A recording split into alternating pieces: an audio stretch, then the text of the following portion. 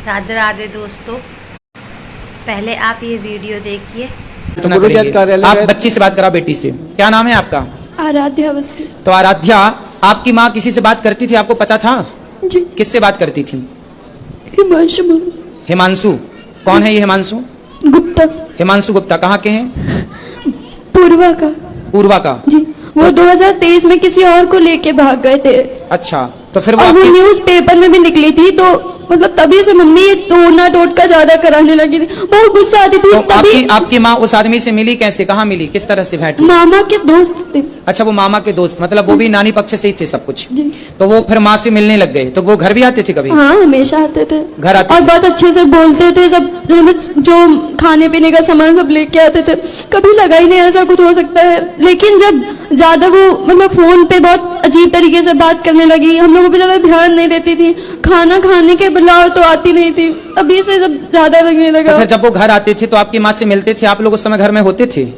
कभी कभी होते थे, वरना नहीं होते थे। नहीं होते। जब होते थे तो आप देखते थे और तो और वो तो बात अलग है। लेकिन हमारे जब पापा मुंबई में जॉब कर रहे थे, तब भी मुंबई का ही इंसान हमारे घर आया था। हम लोग दूसरे कमरे में थे, मम्मी कुंडी बंद करके चली गई थी दूसरे कमरे में। अच्छा, देखो। और पंडित जी एक बार लास्ट बार देखो, सबसे बड़ी बात जानते हैं क्या है? जब आदमी चरित्रहीन हो जाता है, देखो पुरुष चरित्रहीन होता है तो कैसा होता है आप सब जानते हैं। और जब स्त्री चरित्रहीन होती है तो वो ऐसे होती है कि अपने बच्चों की भी वो दुश्मन हो जाती है ना? स्त्री जब अच्छी होती है तो उसे माँ कहते हैं, उसे माँ कहते हैं, वो बहुत अच्छी होती है। और जब वो भटकती है तो वो स्त्री ऐसी हो जाती है जैसी ये है। देखो, इतने बड़े बड़े बच्चे हैं, लेकिन वो स्त्री किसी और के साथ रहती है, किसी और से बात करती है, किसी और से कुंडी लगा के मिलती है, और ये सब बच्चे देख रहे हैं। तो क्या प्रभाव जाएगा बच्चों में? क्या सीखेंगे बच्चे? कितना गलत प्रभाव जाता है। इसलिए कहते हैं अपनी वासनाओं को, अपनी इच्छाओं को कंट्रोल करो और अपने पति और अपनी पत्नी में खुश रहो। कहते हैं ना, दिल लगा गधी से तो परी किस काम की, दिल लगा गधे से। तो बस बात वही है। बहुत सारी स्त्रियों के केस ऐसे हैं कि जब स्त्रियां इस तरह से रास्ता भटकती हैं तो वो अपने बच्चों की, अपने पति की दुश्मन हो जाती हैं। बहुत सारी स्त्रियां तो ऐसे केस में अपने बच्चे, अपने पति को मरवा तक देती हैं अपने होने वाले यार के चक्कर में, क्योंकि प्यार अंधा होता है। और ये प्यार नहीं है, इन बच्चों की माँ जो कर रही है वो प्यार नहीं है, वो केवल वासना है। उसके शरीर की अभी जो इच्छाएं हैं वो ना जाने कितने पुरुषों से पूरी होंगी। यही है सब खेल, पूरा खेल इस वासना का है। जिसने अपने अंदर की वासना को जीत लिया वही संत है, और जो नहीं जीत सका उसी का अंत है।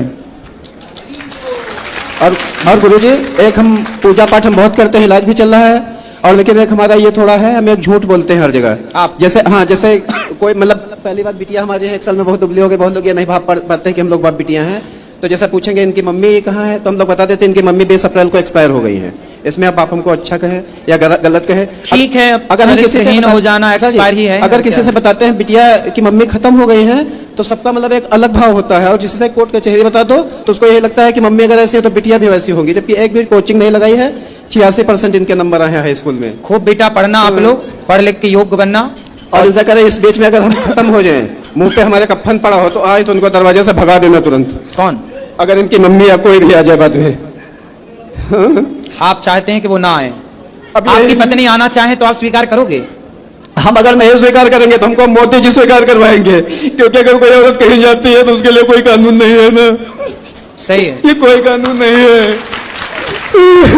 हमको ये लगता है सारे कानून स्त्रियों के पक्ष में बने हैं। डूब रहे हैं, अमृताचार्य जी की भागवत सब लोग सुनते हैं। पुरुषों के पक्ष में कोई कानून नहीं है, बात सत्य। देखिए स्त्रियां कानून का किस तरह, और ऐसा आदमी हो या पुरुष हो जो और चरित्रहीन हो, किन पे दहेज का केस और लगा रही है। हाँ, और दहेज का 21वां साल शादी का चल रहा है, और गुजारा भत्ता का जिसमें लिखा है कि हमारे हस्बैंड को 25,000 रुपए मिलते हैं, 10,000 रुपए हमको गुजारा भत्ता चाहिए, जिसमें वो तीनों बच्चे रखेंगे नहीं। अब 20 अप्रैल को गए थे और 1 अप्रैल को इनसे कहा था कि बिटिया तुम्हारी मम्मी कहीं भागी नहीं, चलो तुम देख के आओ चल के कोर्ट में। तो जो आमना सामना कराया जाता उसमें कहने लगे इस आदमी के साथ हम नहीं रहेंगे, इन बच्चों के साथ रहेंगे। हमारा प्रॉपर उन्नाव में स्टेशन के पास घर है, कहने ना घर में रहेंगे ना ससुराल में रहेंगे, दूसरी जगह रहेंगे। बिटिया कहते हैं पापा मम्मी पे हमको भरोसा नहीं। आपको क्या संभावना है कि आपकी पत्नी वापस आएगी आपके पास? आपको क्या लगता है? पंडित जी, हम आपसे एक बात सच ये बोलेंगे, बिल्कुल सच बोलेंगे। जैसे आप यहाँ आश्रम का सब दिखाते हो, सब कुछ दिखाते हैं, ठीक है। उस औरत का 19 साल के लाइफ में सब लोग सुन रहे होंगे, हमारे रिश्तेदार भी सुन रहे होंगे, आजकल की बहुएं पैर नहीं दाबते हैं। लेकिन उनका मोने का सिस्टम था, पैर रोज दाबती थी अम्मा का। तो ऐसा क्या हो गया, ऐसा क्या हो गया कि तुमने इतना बड़ा डिसीजन लिया? अगर तुमको कहीं जाना था चली जाती, तुम्हारी इतनी कुछ भी बेइज्जती नहीं होती, चली जाती, काम खत्म हो जाता। ऐसे बताओ वही सीता जी वाला हाल होगा, हम तुमको कैसे रखेंगे? क्या आदमी हमको कहेगा? यही कहेगा कि ना आदमी को शर्म है और ना औरत को शर्म है। बिटिया कहती है कि पापा अगर मम्मी नहीं आएंगी, कल हमारी शादी होगी तो आदमी हमको क्या कहेगा? कहाँ हमारी शादी होगी? शादी तो होगी, बच्चे तो अच्छे हैं, बच्चे तो अच्छे ही रहेंगे। अब बच्चे, इन बच्चों का भविष्य बहुत, अब ये समझ गए ना कि जीवन क्या है, इसलिए अब ये खूब पढ़ेंगे, योग्य बनेंगे, ये बिल्कुल रास्ता नहीं भटकेंगे, मुझे ऐसा लग रहा है। मामा ससुर और मौसा ससुर सब लोग कहते हैं कि अगर वो इनसे दूर रहेंगे तो हम लोग उनसे रिश्तेदारी तोड़ लेंगे, क्योंकि वो मौसा ससुर के लड़के जज के पास पेशकार हैं।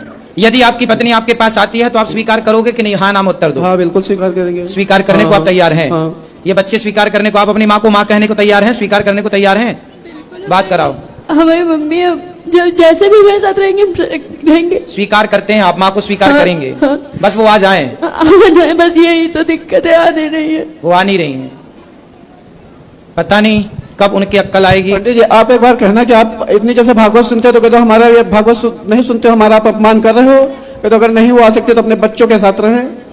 सही है, बच्चों के साथ रह ही सकते। हमारे देखो इतना बड़ा बहुत लेट हो रहा है, हमको कोई चीज याद नहीं रहती। अभी हम मोबाइल भूल गए थे तो एक लोगों ने दिया था कि देखो तुम्हारा मोबाइल रह गया है। अब की बार कुछ भगवान की कृपा है, 5वें बार हम वृंदावन आए हैं। तो आपको कैंसर का इलाज आप कर रहे हैं? हाँ मुंबई में जहाँ हम जॉब करते थे। तो क्या बोले डॉक्टर, कब तक ठीक होगा ये कैंसर? वो 17 नवंबर को बताया था ऑपरेशन के लिए। तो फिर तो अब ऑपरेशन में है क्या बच्चों को हम घर में अकेला छोड़ के जाए? आप ना ऑपरेशन तो करा रहे हैं कैंसर का, डॉक्टर क्या बोल रहे हैं, ठीक होने की संभावना है? वो कहता है कुछ कह नहीं सकते, क्योंकि कह नहीं सकते। देखो आप तो जो करा रहे हो कराओ। एक छोटा सा काम और करो, हल्दी खाते हो? हाँ हल्दी खाते हैं। कितनी? सब्जी में ही खाते हैं। सब्जी नहीं, अलग से 2 चम्मच, 2 चम्मच हल्दी फाँकना है। फाँकना मीन्स हल्दी पाउडर लेना है, खा के पानी पीना है। और हो सके तो गौमूत्र अधिक से अधिक पीजिए। आप क्या पीजिए? गौमूत्र। गौमूत्र पीजिए। और आप हल्दी 2 चम्मच खाइए, अधिक से अधिक हल्दी खाइए कच्ची, ठीक है? और खा के और आप पानी पीजिए। आप थोड़ा भूंज के भी खा सकते हैं, हल्के से तवे में गर्म करके, गुनगुनी करके भूंज के भी खा सकते हैं। हल्दी ही कैंसर से लड़ती है, एंटीबायोटिक है ना हल्दी। जो दवाई चल रही है वो तो ठीक है, चलेंगी डॉक्टर की, डॉक्टर गारंटी तो लेते नहीं इस बीमारी की, तो वो करेंगे जो करेंगे, लेकिन आप अपनी तरफ से करो। बहुत अजीब अजीब फीलिंग लगती है, क्योंकि जो गिल्टी है यहाँ भी हो गई, यहाँ भी है, ये सारी नसें टाइट, हम सही नहीं होंगे, नहीं सही होंगे, बिल्कुल हो जाएंगे। भगवान सब चाहेंगे तो सब सही हो जाएगा। सुनो, हल्दी तो खा सकते हो ना? तो हल्दी 2 चम्मच खा लिया करो, सवेरे खा के पानी पी लो, शाम को खा के पानी पी लो। और गौमूत्र तो बाजार में मिलता है, गौमूत्र लेके बढ़िया गौमूत्र 4-4 ढक्कन सवेरे शाम पी लिया करो। और गुरुजी एक बेटे को हमारे जरूर यहाँ रखिए गुरुकुल में। हाँ वो तो रख लेंगे, पर आप पहले स्वस्थ हो जाइए। हम तो ये चाहेंगे कि आप कैंसर से मुक्त हो जाए। भगवान आपको, पत्नी चली गई ये दुख तो है ही है, दूसरा दुख ये है कि कैंसर है। देखिए आदमी कहते हैं धीरज धर्म मित्र अरुनारी। अच्छा आपकी पत्नी को पता है कि आपको कैंसर है? हाँ। तो पत्नी के जाने के पहले ही से कैंसर था के बाद में हुआ? पहले से ही है। पहले ही से था। चौपाई है एक, धीरज धर्म मित्र अरुनारी आपतकाल परखिए चारी। धीरज मतलब धैर्य, धर्म मतलब धर्म, मित्र मतलब दोस्त मित्र, नारी मतलब पत्नी। इन चारों की परीक्षा विपत्ति के समय में होती है। जब हम अच्छे होते हैं, पैसा होता है, सब अच्छा, तब सब लोग साथ देते हैं। लेकिन जब समय बिगड़ता है, उस समय जो साथ दे, उनमें एक पत्नी भी होती है। यदि उस समय वो पत्नी साथ दे तो वो पत्नी ही पतिव्रता मानी जाती है। अब पति को देखो कैंसर है, पहला, बच्चे छोटे हैं, तीसरा वो खुद छोड़ के चली गई किसी और के चक्कर में। ये बड़ी विडंबना है। बेचारा पति करे तो करे क्या। और कानून सारे स्त्रियों के पक्ष में है, थोड़ा बहुत तो पुरुषों के पक्ष में हो। वरना याद रखना, एक सर्वे बोल रहा हूं मैं, एक सर्वे बता दूं, अभी ये अखबार में और न्यूज में खूब चल रहा सर्वे। आने वाले समय में स्त्रियां ही स्त्रियां होंगी, पुरुष नहीं होगा।